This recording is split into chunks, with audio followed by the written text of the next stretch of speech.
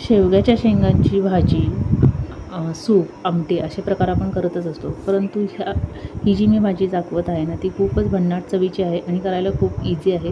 तर hi friends, मी जान्हवी आणि स्वाद आणि बरंच काही या माझ्या चॅनलमध्ये तुमचं खूप खूप स्वागत. तर आज मी घेऊन आले आहे शेवग्याच्या शेंगाची आणि बटाट्याची भन्नाट चवीची ही भाजी.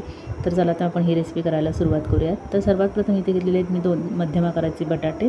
त्याची सालं काढून घेतलेत आणि त्याचे मोठे मोठे काप करायचे आहेत. त्यासोबतच मी 3 मध्यम आकाराच्या मी शेंगा घेतल्या होत्या शेवग्याच्या, मध्यम साईजच्या आणि त्याचेही मी सालं काढून घेतलेत. एक कांदा घेतलेला बारीक चिरून, भरपूर सारा कढीपत्ता घ्यायचा आहे. वाटणामध्ये आपल्याला कोथिंबीर, 1 चमचा जिरे, 8 ते 10 लसणाच्या पाकळ्या आणि अगदी छोटासा तुकडा खोबऱ्याचा मी खिसून घेतलेला आहे आणि बारीक थोडेसे कापही घातलेले आहेत. तर आता हे मिक्सरमध्ये आपल्याला वाटण कच्चंच करून घ्यायचं आहे.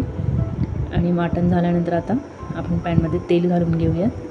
तेल गरम झाले की आपल्याला हिंग घालायचं आहे, 1 छोटा चमचा.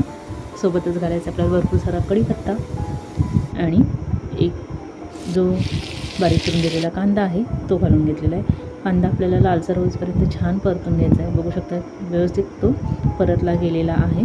आणि या स्टेजला मी घालत आहे शेंगा शेवग्याच्या आणि आपण जो चिरून घेतलेला बटाटा तो घालून घ्यायचा आहे. आणि आपल्याला शेवग्याच्या शेंगा आणि बटाटा छान परतून घ्यायचा आहे. परततानाच मी थोडीशी हळद घालणार आहे त्यामध्ये.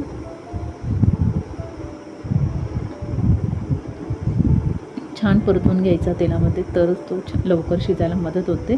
त्यामुळं अजिबात गडबड करायची नाही. थोडा वेळ छान परतवायचं. तर परततानाच मी त्या हळद घातली आहे, बघू शकताय. आणि लगेचच आता मी मीठही घालून घेणार आहे.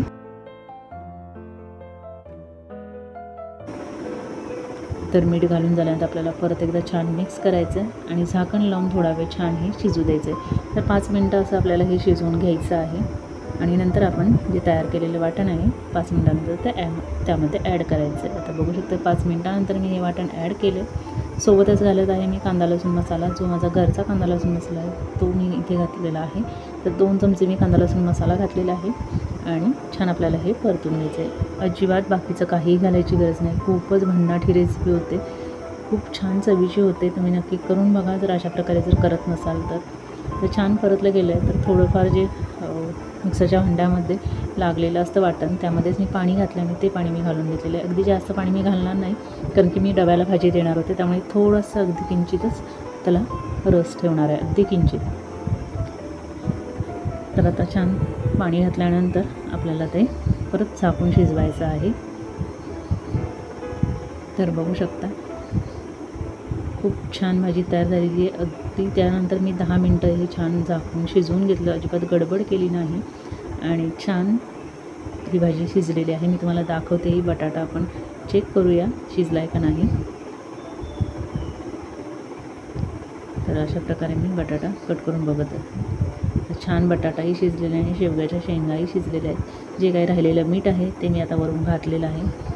आणि आता कोथिंबीर घालणार, परत एकदा छान मिक्स करणार आणि अगदी एक वाफ आणून मी ही भाजी सर्व करणार आहे. खूपच भन्नाट चवीची भाजी होते. नक्की करून बघा. आवडली तर जास्तीत जास्त लाईक करा, शेअर करा. भेटूया अशाच एका नवीन रेसिपीसोबत. तोपर्यंत bye bye. Thank for watching friends.